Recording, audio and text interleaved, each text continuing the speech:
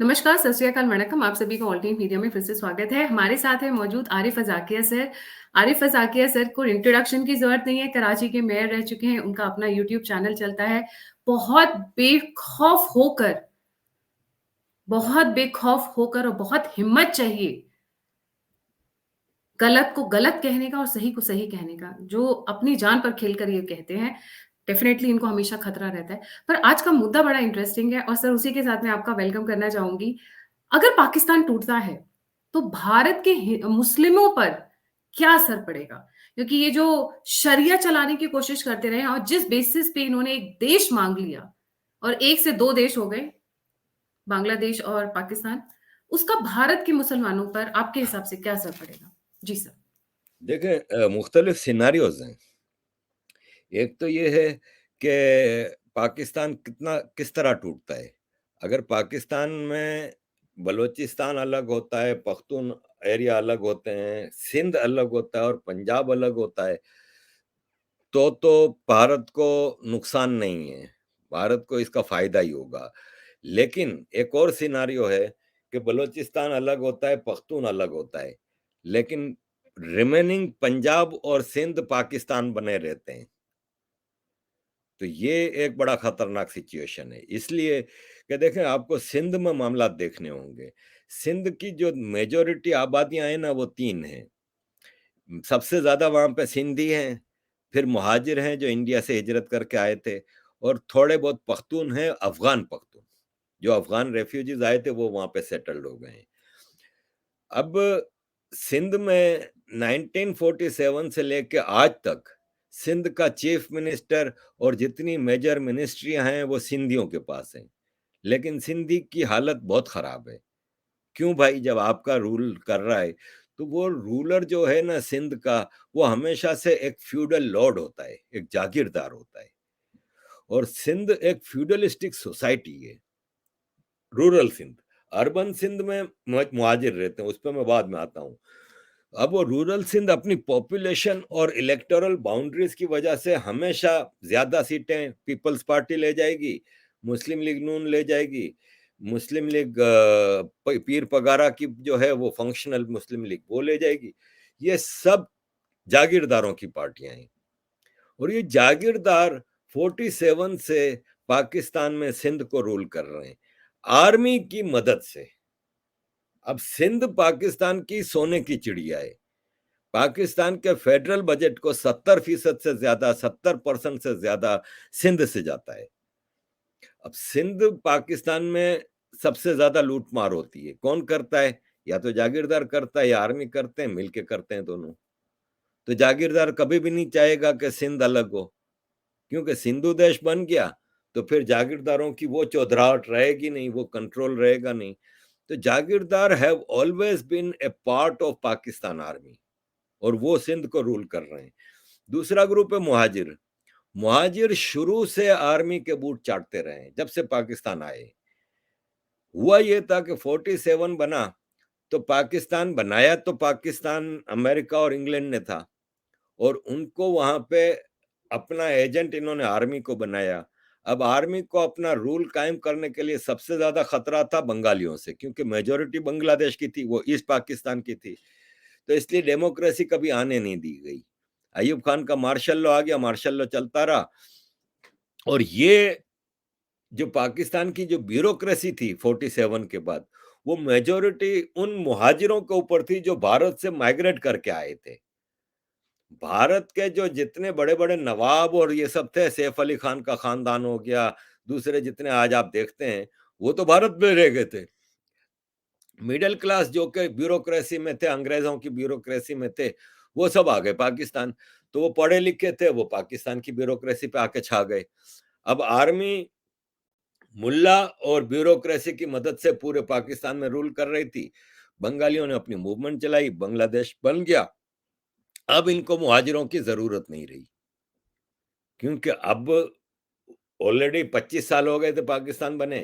काफी पंजाबी भी पढ़ लिख के आगे आ गए थे ब्यूरोक्रेसी पे। और दूसरा, अब इनको जरूरत थी सिंधियों की, क्योंकि सोने की कान सिंध थी। तो सिंधी जागीरदारों को अपनी मुट्ठी में किया हुआ था शुरू से ही, लेकिन अब उनको मौका दिया। जैसे भुट्टो एक जागीरदार था, सिंधी जागीरदार, पहली बार सिंधी प्राइम मिनिस्टर भुट्टो बना। फिर इसके बाद से आप देख रहे हैं कि बेनजीर भुट्टो भी जागीरदार नहीं थी। आज बिलावल भुट्टो की जमीनों पे आप जाके देखें, प्राइवेट जेलें हैं बाकायदा। सिंध में इनकी सबसे ज्यादा जमीनें हैं, प्राइवेट जेलें हैं इनकी, बॉन्डेड लेबर होती है, जंजीरों में इनके खेतों में लोग काम कर रहे हैं। तो ये सिंध की सोसाइटी है। तो अब मुहाजिर क्या है कि वो शुरू से आर्मी के साथ रहा है ना, और जिए पाकिस्तान, क्योंकि इनके दिमाग में ये गोबर भरा हुआ था कि हमने पाकिस्तान बनाया है। और वो एक हिंदुओं से और भारत से नफरत शुरू से इनके दिल में डाली गई थी। तो मुहाजिर भी आर्मी के साथ है, सिंधी जागीरदार भी आर्मी के साथ है। तो फिर सिंधु देश कैसे बनेगा? जैसी मूवमेंट आप मिलिटेंसी बलूचिस्तान और केपीके में देखते हैं, सिंध में इस लेवल का कुछ हुआ नहीं है। सिंध में सिंधु देश की मूवमेंट है जरूर, लेकिन बहुत कम है। ज्यादातर आपको सोशल मीडिया पे मिलेगी। सिंध में सिंधु देश के जितने लीडर मिलेंगे सब पाकिस्तान से बाहर बैठे हुए हैं। बलूचिस्तान में अल्लाह नजर और कितने बलूचिस्तान में बैठ के लड़ रहे हैं। सिंध में छोटे मोटे कारकुन हैं जो कभी कभार एक रैली निकाल देते हैं, कभी कभार एक छोटा मोटा वाकया कर देते हैं, लेकिन एज सच वहां पे इतनी बड़ी मूवमेंट सिंधु देश की है नहीं। अब अगर आप इस सिनारियो पे आए कि पंजाब और सिंध बन जाता है पाकिस्तान, वो बलूचिस्तान और केपी के अलग हो जाते हैं, तो पाकिस्तान आर्मी को तो बहुत फायदा होगा। नंबर वन ये कि जो फसाद की जड़ें बलूचिस्तान और केपी के, जहां पे आर्मी मुसलसल जंग में वो है, वो तो अलग हो गया, अब जान छूट गई। पैसा सारा सिंध से आ रहा है, आर्मी पूरी पंजाब की है। अब इनका टारगेट कौन होगा? और फिर इनका बॉर्डर भी अफगानिस्तान से हट जाएगा, क्योंकि बलूचिस्तान और केपी के अलग हो गए, अब अफगानिस्तान से भी कोई खतरा नहीं। तो इनका टारगेट कौन होगा? फिर पूरा टारगेट भारत होगा। तो ऐसे पाकिस्तान अगर टूटता है जिसमें सिंध पंजाब एक साथ रह जाते हैं, तो भारत के लिए बहुत खतरनाक है। और वो फिर सारी फंडिंग, सारी एक्टिविटीज कश्मीर में, खालिस्तान में, हर जगह ये भारत में करेंगे। अगर चार टुकड़े होते हैं तो सिनारियो दूसरा है। ऐसे में भी देखिए, कुछ लोग कहते हैं कि पाकिस्तान में बड़ी सिविल वार शुरू होती है और कोई कोई बड़ा ऐसा मामला हो जाता है, जैसे चाइना अमेरिका इस वक्त एक जंग की तरफ जा रहे हैं। अगर ऐसी कोई जंग हो जाती है तो उसमें पाकिस्तान तो बहुत बुरा फंसता है ना। वो चाइना के साथ खड़ा होगा कि अमेरिका के साथ खड़ा होगा, और दोनों चाहेंगे कि हमारे साथ खड़ा हो। और ऐसे में कोई इंटरनेशनल जंग के नतीजे में पाकिस्तान जंग की लपेट में आता है, और उसमें कुछ लोग कहते हैं कि भारत को चाहिए कि सिंध जो है ना, वो भारत के नेशनल एंथम का हिस्सा है, सिंध को हमें ले लेना चाहिए। मैं हमेशा इस बात के मुखालिफ रहा हूं, इसलिए कि आपसे अपने 15-20 करोड़ मुसलमान तो संभाले नहीं जा रहे। आप ये सिंध के 9-10 करोड़ एक्सट्रीमिस्ट जो बाकायदा रेडिकलाइज्ड हैं, उन मुसलमानों को लेके भारत के साथ अच्छा नहीं करोगे तो उसकी कोई जरूरत नहीं है। ठीक है, अब आप अगर सिंध, बलूचिस्तान, केपीके और पंजाब चार अलग मुल्क बन जाते हैं, तो उसमें दो तीन चीजें आपको केयर करनी होंगी भारत को। भारत के मुसलमानों की तरफ बाद में आता हूं। पहले तो आपको बॉर्डर को कंट्रोल करना होगा, क्योंकि बॉर्डर सिंध और पंजाब का भारत के राजस्थान, पंजाब, गुजरात से मिला हुआ है, गांव के गांव, घर के घर। मतलब आप ये देखें कि अमृतसर और लाहौर के दरमियान 30 किलोमीटर का फासला है, बाकायदा गांव गांव मिले हुए हैं। तो ऐसे में रेफ्यूजी इन्फ्लक्स बहुत होगा जब सिविल वार पाकिस्तान में होगी। तो उस रेफ्यूजी इन्फ्लक्स को आप कैसे रोकेंगे, और उसमें आने वाले टेररिस्टों को आप कैसे रोकेंगे? तो ये सब चीजें सावधानी की जरूरत है भारत को, जो कि ऑफकोर्स भारत की सरकार एक्टिवली इसको देख रही होगी। अब आते हैं भारत के मुसलमानों की तरफ।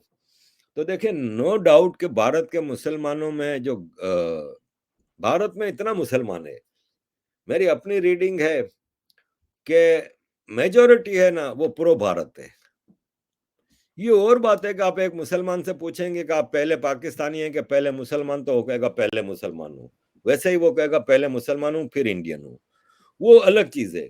लेकिन वो एंटी इंडिया एज सच नहीं है। अब लोग इस पे कहते हैं कि वो पत्थरबाजी शुरू होती है तो 5,000 आदमी खड़ा हो जाता है। तो भाई साहब, अगर 10 करोड़ आदमी, या अगर आपके पास 20 करोड़ मुसलमान है उसमें से 5,000 क्या 5 लाख भी आ जाएँ तो वो मेजॉरिटी तो नहीं होते ना। आतंकवादी एक आतंकवादी 10 पे भारी पड़ता है, 100 पे भारी पड़ता है। अब यहाँ पे अभी जर्मनी में 6 आदमी मार दिए, 16 ज़ख्मी 22 ज़ख्मी कर दिए लास्ट वीक। एक आतंकवादी आके इस इतनों पे भारी पड़ा ना, तो आतंकवादी या शोर मचाने वाला नज़र आता है। ज़्यादातर ये सोशल मीडिया पे और मीडिया पे कुछ लिखारी हैं, कुछ ऐसे लोग हैं, इसके अलावा आपके कुछ कम्युनल लीडर्स हैं, जैसे वो पठान कौन-सा पठान है और अवैसी है, अवैसी की पार्टी के हैं। इसके असदुद्दीन अलावा ओवैसी, हाँ, और एक पठान है उसका इर्फ कौन-सा पठान है? और इसी तरह आपके तस्लीम रहमानी, ये हाँ, सब टाइप के लोग। इसी तरह आम आदमी पार्टी के कुछ मुसलमान हैं, अमानुल्लाह वगैरह, ये लोग हैं जो भड़काते रहते हैं क्योंकि इनकी पॉलिटिक्स, इनकी कामयाबी इसी चीज़ पे है कि वो मुसलमानों को भड़का के रखें। आम कॉमन मुसलमान जो भारत का है ना, उसका मसला रोटी है। और दूसरा बड़ा मसला है कि मुसलमानों का एक कम्युनिटी सिस्टम है।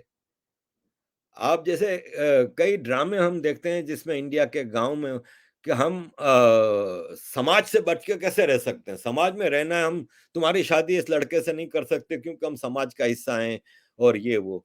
तो ये भारत, पाकिस्तान की जो मेडिवल सोसाइटीज़ हैं, उनका एक सिस्टम है, ऐसे में मुसलमान भी एक सोशल सिस्टम में है। तो मुसलमान उन आतंकियों से, उन वायोलेंट रेडिकलाइज़्ड मुसलमानों से डरते हैं, कॉमन मुसलमान जो हैं। और कम्युनल लीडर्स की ये कोशिश है कि मुसलमानों को बैकवर्ड और अनएजुकेटेड रखा जाए क्योंकि एजुकेशन हासिल करेंगे, जैसे आज का कश्मीरी नौजवान जो है वो भारत में एक्टिवली जॉब्स कर रहा है, आईपीएल खेल रहा है, फिल्मों की तरफ, ड्रामों की तरफ जा रहा है, एक्टिवली पार्टिसिपेट कर रहा है क्योंकि अपॉर्चुनिटीज हैं। मैं जब 2004 में इंडिया आया था अल्ताफ भाई के साथ, तो अल्ताफ भाई ने कहा कि एक दिन मैंने कहा कि अल्ताफ भाई, ये 5 स्टार होटल मोरिया शेराटन का खाना खा-खा के थक गए। वो ऑथेंटिक खाना कहाँ मिलेगा? उन्होंने कहा पुरानी दिल्ली जाओ, वहाँ पे चांदनी चौक पे तुम्हें ऑथेंटिक भारतीय खाने मिलेंगे। मैं वहाँ पे गया, वापस आया तो मुझे उन्होंने कहा कि क्या देखा तुमने? मुसलमानों को कैसे देखा? मैंने कहा छोटे-छोटे घर बने हुए हैं, बेचारे कोई ठेला लगा रहा है, कोई साइकिल रिक्शा चला रहा है। बोले बदमाशी कैसी देखी? मैंने कहा बदमाशी तो देखी, मैं निहारी खा रहा था, तो उनसे पूछा निहारी वालों से कि आप यहाँ पे गाय के गोश्त की निहारी बेच रहे हैं? 2004 की बात है। तो आपको कोई हिंदू कोई बोलता नहीं कुछ? तो उसने कहा किसकी मजाल है जो यहाँ पे आँख उठा के भी देखे, हिंदू यहाँ से नज़र झुका के गुज़रता है। तो अल्ताफ भाई ने कहा ये है इनका मसला। इनको कम्युनल लीडर्स ने जाहिल रखा है और छोटे-छोटे घरों में, छोटे-छोटे उसमें रखा हुआ है, गरीब रखा है, अनएजुकेटेड रखा है ताकि ये इनके कंट्रोल में रहें। तो भारत के मुसलमानों को पाकिस्तान के जो कम्युनल लीडर्स हैं और लिखारी हैं, जो भड़काते हैं, उनको पाकिस्तान, चाइना पता नहीं कहाँ-कहाँ से फंडिंग होती है, नो डाउट अबाउट इट। तो पाकिस्तान के टूटने से इनका हौसला थोड़ा तो टूटेगा। लेकिन आज से 20-25 साल पहले की सिचुएशन ये थी कि पाकिस्तान इकोनॉमिकली बहुत स्ट्रांग था। भारत एक डब्बे में बंद था। कांग्रेस पार्टी ने भारत को बिल्कुल बंद करके रखा था। तो उस वक़्त वहाँ का मुसलमान, भारत का मुसलमान डराता था हिंदू को कि तुमने कुछ किया तो पाकिस्तान आ जाएगा। तुमने कुछ किया तो पाकिस्तान हमारे साथ है। आज वो नहीं है। आज उनको पता है कि पाकिस्तानी खुद भूखे मर रहे हैं। पाकिस्तानी हमारे लिए नहीं खड़ा होगा। और पाकिस्तान का दूसरा इन्होंने ये भी देख लिया कि पाकिस्तान अपने बलोचों को, सिंधियों को, पख्तूनों को मार रहा है। तीसरा उन्होंने ये देख लिया कि जितनी रिलीजियस फ्रीडम पाकिस्तान ने हिंदुओं को दी हुई है, तो हम तो यहाँ पे आज़ाद हैं, 5 टाइम हमारी अज़ान गूंजती है भाई। हमें तो यहाँ पे हर चीज़ की खुली छूट है। तो आज भारत का मुसलमान पाकिस्तान को एक अ, मतलब सरकार उसकी अपना बड़े की तरह नहीं देखता कि वो हमारे लिए कुछ कर सकेगा। कहेगा ये तो खुद फारिग हैं। तो बड़े मुख्तलिफ सिनेरियोज़ हैं पाकिस्तान टूटने के। जी। सर इसमें जैसा आपने कहा कि कुछ एक कम्युनल लीडर्स हैं जो भड़का रहे हैं, बट अगर सपोज़ मैं ये मानती हूँ कि ठीक है, बहुत सारे लोग अच्छे हैं, तो ये जो कम्युनल वाले हैं, इनको कंट्रोल कैसे किया जाए? क्योंकि ये तो भड़काने का ही काम करेंगे। उनकी रोज़ी-रोटी उसी पे चलती है, उनकी दूसरों की चिताओं पे रोटियाँ अपनी ये लोग वही सेकते हैं। 2 चीज़ें हैं, एक तो आपको लेजिस्लेशन करनी होगी। भारत में लेजिस्लेशन ज़रूरी है, जैसे आपका प्लेसेस ऑफ वर्शिप एक्ट है, आपका ये हेट स्पीच का कानून है ना, इसको बड़ा सख्त करना होगा। देखें, बीबीसी ने इतनी गंदी रिपोर्ट बनाई मोदी जी के ऊपर, लेकिन इंग्लैंड की सरकार बीबीसी के साथ खड़ी हो गई। इंग्लैंड का फॉरेन मिनिस्टर इंडिया आता है G20 के लिए, तो बीबीसी के ऊपर ऑब्जेक्शन करता है कि आपने ये किया, वो किया। अभी बीबीसी का एक प्रोग्राम चलता है रेडियो 5 पे, स्पोर्ट्स ऑफ द डे। उसका जो होस्ट है ना, लाइनेकर, उसका मिलियंस ऑफ पाउंड का पैकेज है बीबीसी के साथ, क्योंकि वो इतना सुना जाता है और सुपर हिट प्रोग्राम है उसका। जैसे अब भारत में कपिल शर्मा है या कोई जैसे सलमान खान है, बिग बॉस के लिए सुना है पता नहीं कितने 100 करोड़ रुपए लिए थे इसने, कोई कहता है 1000 करोड़ रुपए लिए थे, ये वो तो बड़ा पैसा होता है। तो ये लाइनेकर जो होस्ट है ना, इसको मिलियंस ऑफ पाउंड का कॉन्ट्रैक्ट था बीबीसी के साथ। उसने लास्ट वीक एक ट्वीट कर दी, इंग्लैंड में इस वक्त माइग्रेशन का बड़ा मसला चल रहा है, माइग्रेंट्स आते हैं, रेप करते हैं, क्राइम करते हैं और टैक्स पेयर पे बोझ हैं, और ये इलीगल माइग्रेंट्स हैं। तो इंग्लैंड की सरकार इस पे काम कर रही है सख्ती से उनको रोकने के लिए। तो लाइनेकर ने ट्वीट की कि इंग्लैंड की सरकार वो काम कर रही है जो हिटलर ने 1930s में किए थे, और ये फैशिज्म है और इस तरह की बातें, कि हमसे ज्यादा माइग्रेंट्स तो जर्मनी, फ्रांस वगैरह ने लिए हैं, वो ये चीजें नहीं कर रहे हैं जो तुम कर रहे हो। तो इंग्लैंड की सरकार को गुस्सा आया। इंग्लैंड की सरकार ने बीबीसी को मजबूर किया कि उसको नौकरी से निकालो। बीबीसी ने उसको नौकरी से निकाला। तो बीबीसी के जितने स्पोर्ट्स कमेंटेटर और प्रोड्यूसर थे, वो सब बैठ गए, उन्होंने काम भी नहीं करेंगे काम। फ्रीडम ऑफ स्पीच कहाँ गई? तो देखिए, फ्रीडम ऑफ स्पीच और हेट स्पीच में जरा थोड़ा सा फर्क है बस। इसको हमें मेंटेन करना होगा। अब इंग्लैंड ने हेट स्पीच पकड़ ली ना उसकी, बीबीसी के एक कमेंटेटर, टॉप के कमेंटेटर को नौकरी से निकलवाया। आप क्या, आप देखें राना अय्यूब 24 घंटे जहर उगल रही होती है, तो सर आरफा ए ए इस 24 घंटे जहर उगल रही होती है।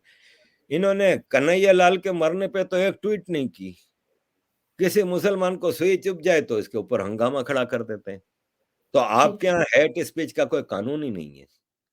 राइट। आप और सर ज्यादा से इसमें ज्यादा आप सबसे बड़ा हाथ, क्योंकि आपने मेरे को, हाँ, जी। हैं? आपने मेरा ध्यान राणा युग की तरफ लेके आए आप। तो इसमें सबसे बड़ा जो रोल है वो है मदरसास और मस्जिद्स। अभी जैसे अगर आप आसाम की तरफ देखें तो हेमंत बिस्वा शर्मा ने इसीलिए उनको कंट्रोल करना शुरू किया।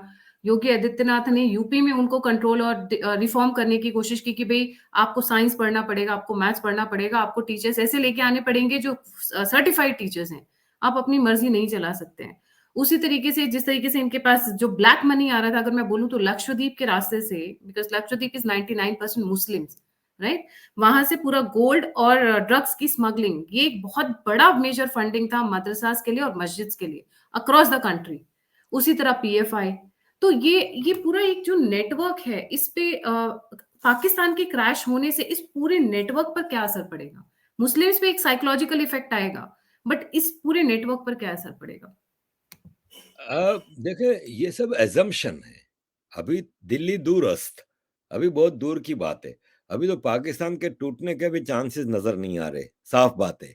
क्योंकि मैं रियलिटी में रहता हूँ, अमेरिका की जरूरत है पाकिस्तान, अमेरिका इसको कहाँ से टूटने देगा? भाई, हम पिछले 6 महीने से तो ये खुद मैं बोल रहा हूँ कि 15 दिन का पेट्रोल रह गया है, फिर भी कोई पेट्रोल का क्राइसिस नहीं है। पिछले 6 महीने से $3 बिलियन पड़े हुए हैं खजाने में, वो $3 बिलियन 3.9 पे पहुंच गए। तो अभी दिल्ली दूरस्थ, चाइना ने $2 बिलियन दे दी अभी। मतलब वो तो जिंदा रखेंगे, वो उसको हाँ, जिंदा रखेंगे कि उस वक्त तक इंडिया जिंदा के रहेगा अगेंस्ट यूज जब करना तक है या। अमेरिका चाहेगा। अमेरिका की जरूरत है पाकिस्तान। आपको देखें, पूरे सिनारियो को देखें। सऊदी अरब काफी अरसे से अमेरिका को आंखें दिखा रहा है। अब ईरान से मुआहिदा करके तो इसराइल का प्राइम मिनिस्टर चीख उठा कि ये क्या हो गया। अमेरिका भी नाराज हो रहा है कि चाइना की मदद से किया तुमने, वो भी ईरान के साथ। ठीक है, अब आप पाकिस्तान का नक्शा देखें। ईरान, अफगानिस्तान, चाइना, ये बॉर्डर कंट्रीज हैं। ये तीनों क्या हैं? अमेरिका के दुश्मन। अमेरिका को इस इलाके में कल को कुछ करना है तो अमेरिका का जियो स्ट्रेटेजिक लोकेशन कौन है? पाकिस्तान। अब अगर पाकिस्तान नहीं है तो फिर दूसरा अमेरिका को जरूरत होती है एक स्ट्रांग आर्मी की, भाड़े की फौज, वो पाकिस्तान। फिर अमेरिका अपनी जितनी भी चीजें चलाता है दुनिया में, उसमें टेररिज्म मेन इसका हथियार होता है। टेररिस्ट ग्रुप बना के उनके साथ वो करना। तो आप मुझे ये बताएं कि दुनिया में सबसे ज्यादा टेररिज्म के नेटवर्क कहाँ हैं? पाकिस्तान। तो पाकिस्तान अमेरिका की जरूरत है, वरना पाकिस्तान के बचने की अब कोई उम्मीद नजर नहीं आती काफी अरसे से। लेकिन भारत क्यों नहीं कर रहा कुछ? इसलिए नहीं कर रहा कि भारत को पता है कि अमेरिका नहीं करने देगा कुछ। डायरेक्ट पंगा अमेरिका से होगा, क्योंकि पाकिस्तान अमेरिका की जरूरत है। और जब तक कोई ये कन्विंस नहीं करता अमेरिका को कि आपको क्या चाहिए, ईरान अफगानिस्तान का बॉर्डर बलूचिस्तान से मिलता है ना, बलूचिस्तान आजाद करा दो, हम आपको ग्वादर पोर्ट भी दे देते हैं, बलूचिस्तान भी आप कंट्रोल करो, हमें आजादी दे दो। बलोच काफी अरसे से अमेरिकन को कह रहे हैं, बिहाइंड द सीन वो लॉबिंग कर रहे हैं कि आपको जरूरत है पोर्ट की, ग्वादर पोर्ट ले लो। आपको अफगानिस्तान ईरान का बॉर्डर हमसे मिलता है, पाकिस्तान से थोड़ी मिलता है। आप ये इलाका ले लो, हम बलूचिस्तान आपके हवाले करते हैं, आप हमें पाकिस्तान से जान छुड़वा दो। कोई ये कन्विंस करे अमेरिका को, भारत, कि आपको चाइना से मसला है, हम बैठे हैं। पाकिस्तान का चाइना से बॉर्डर नहीं मिलता, गिलगित बल्तिस्तान का मिलता है, वो हमारा है। हमें इजाजत दें, हम अपना गिलगित बल्तिस्तान वापस ले लें, आपको चाइना तक एक्सेस चाहिए, हम दे देते हैं। ये अब अमेरिका को कन्विंस करने की जरूरत है कि जो टेररिस्ट होता है ना, वो किसी का दोस्त नहीं होता। और पाकिस्तान टेररिस्ट है, आपका दोस्त जरूरत के तहत है। कल को कोई और बड़ी हड्डी फेंकेगा, चाइना बड़ी हड्डी फेंकेगा, तो वो चाइना को आपके खिलाफ यूज करेगा। फिर एक नेक्सस आप सोचें, anti America nexus, Saudi Arab, Iran, Afghanistan, Pakistan, China, central Asian republic भी रशिया के साथ हैं, और रशिया तो अमेरिका की तो एशिया में तबाही है। तो ये सब चीजें इंटरनेशनल पॉलिटिक्स का हिस्सा हैं। पाकिस्तान का टूटना अभी दूर दूर तक नजर नहीं आता, क्योंकि अमेरिका को पता है कि it's very easy to handle Pakistan through its army. I through their army, right, Pakistan army. जी, thank you so much sir. But जाने से पहले मेरे 2-3 पॉइंट ऑफ व्यूज हैं। मुझे ऐसा लगता है कि पाकिस्तान जिस गंदी वाली सिचुएशन में है, उससे डेफिनेटली एक साइकोलॉजिकल इम्पैक्ट तो पड़ेगा ही। जो भारत के अंदर मुसलमान है, उनको दिख रहा है कि एक्सट्रीमिज्म, किसी भी टाइप का एक्सट्रीमिज्म हमेशा फायर बैक करता है, हमेशा हिट बैक करता है। चाहे लड़कियों का हो गया, चाहे जिस तरीके से अभी हमने बात की कि लड़कियों की एजुकेशन को लेके हो गया, हर तरीके की कर्ब्स लगाना हो गया। We are free people, so let us be free in that. But जो वहां पे शरिया लॉ के नाम पर जो गंदगी फैलाई है, एक लाइन डेफिनेटली जो मैं अपने पाकिस्तान वाले शोज में कहती हूँ, Pakistan may not have been that bad unless US ने उनको सपोर्ट नहीं किया होता। पाकिस्तान वॉज पाकिस्तान को मॉन्स्टर बनाने वाला या इस्लाम को मॉन्स्टर बनाने वाला अगर कोई एक देश है, तो that America. Is nobody else than US. और देखिए एक और बात है कि बिल्कुल भारत के ऊपर अब असर, मुसलमानों पे असर पाकिस्तान का खत्म हो चुका है। आप मुझे ये बताएं, कभी जावेद अख्तर लाहौर जाके क्या बात करके आ गए? इससे पहले आज तक कभी किसी मुसलमान ने पाकिस्तान में बैठ के ऐसी बात की, भारत के मुसलमान ने? अब भारत के मुसलमानों को पता है कि ये हमारा दोस्त नहीं है, ये हमारे लिए मुश्किलात ही पैदा करता है। तो भारत का मुसलमान अब पाकिस्तान की तरफ नहीं देखता। आप कम्युनल लीडर और लिखारियों को आम मुसलमान से अलग समझें। अब आम मुसलमान भी, सोशल मीडिया एक बहुत बड़ा वरदान है जिसने इंफॉर्मेशन आम आदमी तक पहुंचाई है। तो इसलिए आम मुसलमान अब उस झांसे में नहीं आ रहा। Correct, correct. बिल्कुल सही से, और हम भी यही चाहेंगे कि we should lead as a, क्या बोलते हैं, सब लोग मिल-जुल कर रहें। Thank you so much sir for joining. जाने से पहले सभी व्यूअर्स से रिक्वेस्ट है, please don't forget to like, subscribe and share sir का चैनल आरिफ की भाषा और मेरा द अल्टरनेट मीडिया।